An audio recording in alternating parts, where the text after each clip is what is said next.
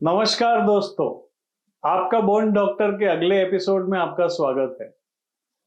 जैसे कि पिछले एपिसोड में हमने आर्थराइटिस के लिए काफी अच्छी टिप्स दी, उसमें थोड़ी चीजें कवर की, लेकिन थोड़ी चीजें अभी रह गई है, वो इस एपिसोड में कवर करेंगे।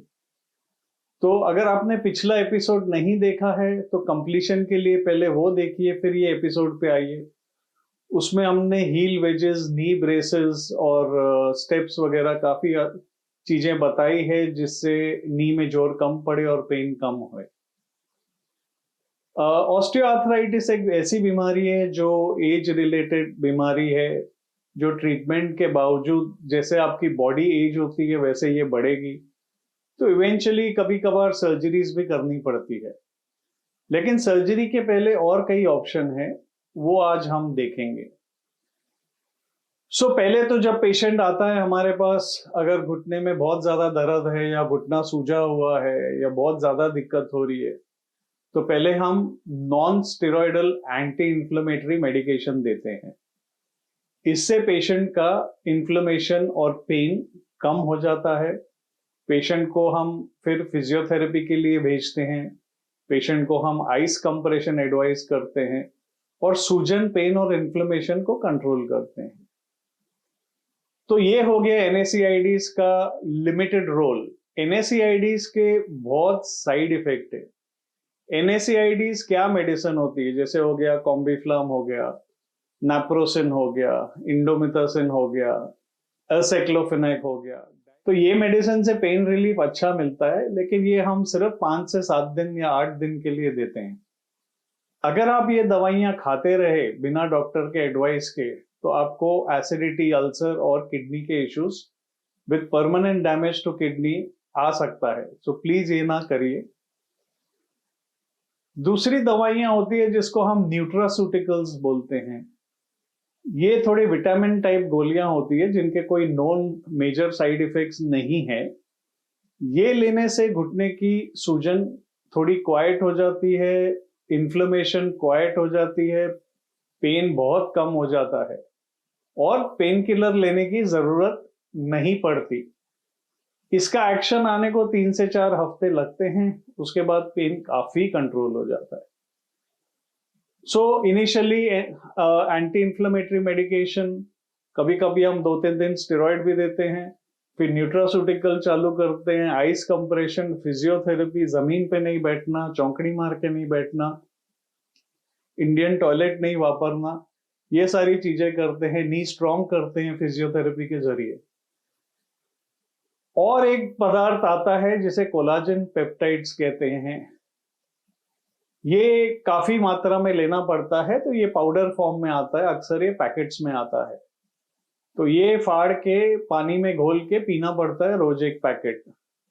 इसकी मात्रा ज्यादा होती है, इसीलिए कैप्सूल में फिट नहीं आता। दूसरी चीज है ग्लूकोजामाइन सल्फेट। ये हम first line of treatment nutraceuticals में देते हैं। जनरल डोज होती है 1500 मिलीग्राम दिन की। कई कैप्सूल 500 मिलीग्राम की आती है या 750 मिलीग्राम की आती है, तो 1500 मिलीग्राम दिन का लेना है। ग्लूकोजामाइन और कोलाजन पेप्टाइड से काफी फर्क पड़ता है पेशेंट्स को। और बेस्ट पार्ट है, पेन किलर लेने की जरूरत सालों तक गायब हो जाती है, जिससे बॉडी को डैमेज नहीं होता। और भी नए नए पदार्थ आ रहे हैं इसमें, जैसे हल्दी हो गया, कुरकुमिन, एग शेल मेम्ब्रेन हो गया और रोज हिप एक्सट्रैक्ट हो गया। तो ये सारी चीजें भी यूज हो रही है। लेकिन ग्लूकोजामाइन और कोलाजन पेप्टाइड से हमें काफी अच्छा रिजल्ट मिलता है और इनके कोई साइड इफेक्ट्स नहीं होते। ग्लूकोजामाइन पहले तो सिर्फ नॉन वेजिटेरियन आया करती थी, आजकल वेजिटेरियन ग्लूकोजामाइन भी अवेलेबल है। आप अगर गूगल करेंगे तो आपको वेजिटेरियन ग्लूकोजामाइन भी मिल जाएगी। जिन्हें नॉनवेज नहीं पसंद है वो ये ले सकते हैं। उसके बाद आते हैं मिनिमली इन्वेजिव प्रोसीजर्स पे। तो मिनिमली इन्वेजिव प्रोसीजर्स में क्या ऑप्शंस होती है? कभी कभार पेशेंट को ट्रैवल करना होता है या सर्जरी नहीं कराना चाहते, तो 1 dose of steroid injection knee में हम दे सकते हैं। It is better than taking oral steroid, side effects कम होते हैं। अगर स्टेरॉइड इंजेक्शन घड़ी घड़ी हम दे नी में, तो नी डैमेज हो जाता है और काफी स्टडीज दिखाती है कि रिपीटेड स्टेरॉइड इंजेक्शन के बाद कार्टिलेज की थिकनेस कम हो जाती है और आर्थराइटिस जल्दी प्रोग्रेस होता है। उसके बाद एक नए इंजेक्शन आए हैं जो जेली टाइप होते हैं, हाइलुरोनिक एसिड। ये थोड़े महंगे होते हैं, 15 से 20 हजार के। ये लगाने से क्या होता है, जो आर्थराइटिस में आपका साइनोवियल फ्लूइड का टेक्सचर चेंज हो जाता है, जो इन्फ्लेमेशन कॉज करता है, ये उसको रिप्लेस कर देता है। प्लस ये नी जॉइंट में जाने के बाद साइनोवियल फ्लूइड को स्टिम्युलेट करता है नॉर्मल प्रोडक्शन के लिए, और ये लुब्रिकेशन करता है जिससे पेशेंट्स को काफी रिलीफ आता है। लेकिन इसका भी असर आने के लिए कभी कभी 3 से 4 हफ्ते लग जाते हैं। सो कई बारी हम लोग एक छोटा डोज स्टेरॉइड का डाल देते हैं।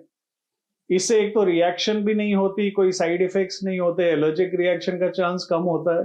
बहुत छोटी मात्रा में डालते हैं, तो पहले 2-3 हफ्ते स्टेरॉइड काम करता है, फिर हाइलुरोनिक एसिड का काम शुरू हो जाता है, काफी रिलीफ मिलती है। बट ये रिलीफ टेम्पररी है, नी के डैमेज के ऊपर होता है और आप कैसे नी यूज करते हो उसके ऊपर होता है। कई पेशेंट्स को 6-8 महीने रिलीफ मिलता है, कई पेशेंट्स को 2 साल तक रिलीफ मिलता है। इसे फिर दोबारा लगा सकते हैं, इसे ऑपरेशन थिएटर में देना चाहिए। कई लोग ओपीडी में भी देते हैं, बट मैं प्रेफर करता हूं ऑपरेशन थिएटर में प्रॉपर टेक्निक से करें ताकि नी में इंफेक्शन ना हो। तो ये हो गया हाइलुरोनिक एसिड।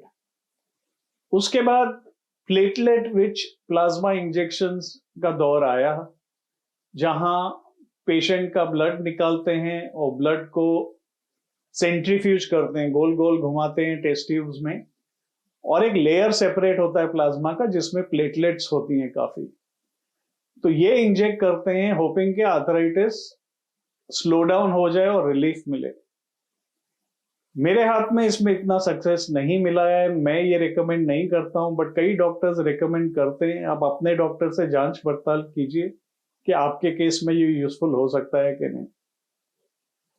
और एक टेक्निक है जहां बोन मैरो या ये आइलियाक बोन, पेल्विस बोन से थोड़ा ब्लड मैरो निकालते हैं, बोन मैरो, और उसको भी सेंट्रीफ्यूज करते हैं और स्टेम सेल्स निकालते हैं।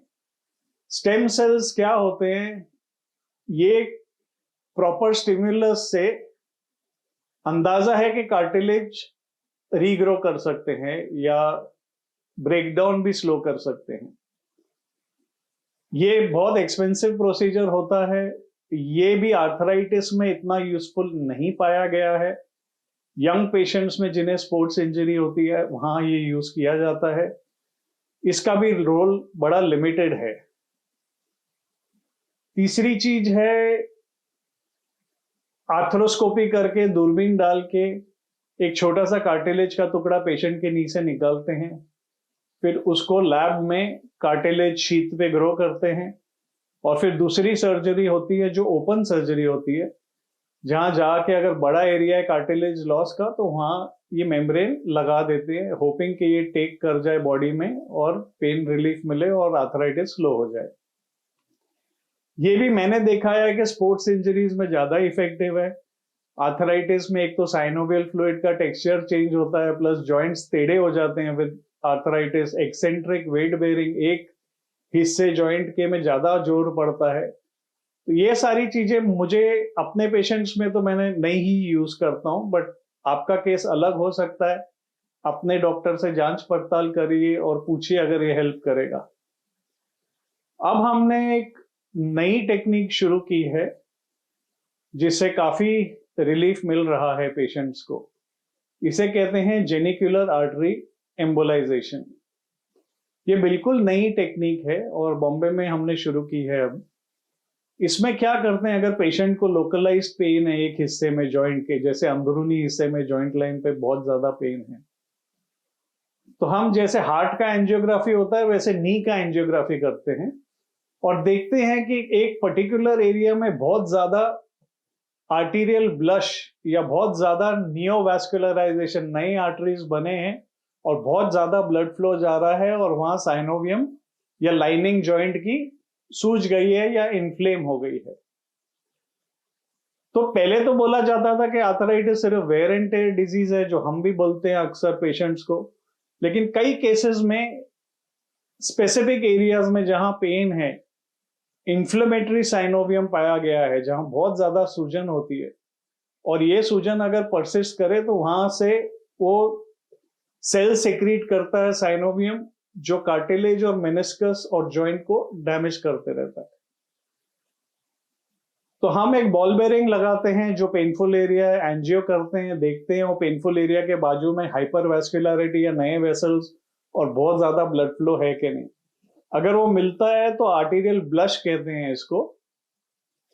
हम इस आर्टरी को टारगेट करते हैं कैन्युला के जरिए और उसका ब्लड फ्लो रिड्यूस कर देते हैं थोड़े पार्टिकल्स इंजेक्ट करके। तो इसमें हम वोमैक नी स्कोर करते हैं, जिसमें हम पेशेंट को देते हैं एक फॉर्म भरने को कितना पेन है, और देखा गया है कि 2-3 साल तक रिलीफ आते रहता है, और ये बिल्कुल नई टेक्नोलॉजी है। सो ये एक और चीज है जो ऑस्टियोआर्थराइटिस में यूज कर सकते हैं, जो सेमी इन्वेजिव है लेकिन प्रॉपर सर्जरी नहीं है। सो ये सारे ऑप्शंस अवेलेबल है आर्थराइटिस में, और ये सब वीडियो आप दोबारा देखिए, समझिए हमने क्या क्या बातें की है। सो चैनल पे बने रहिए, सब्सक्राइब करिए, बेल आइकॉन दबाइए, और अगर आपको लगता है कि ये वीडियो आपके फैमिली फ्रेंड्स को हेल्प करेगा, सो ज्यादा से ज्यादा शेयर करिए। Thank you.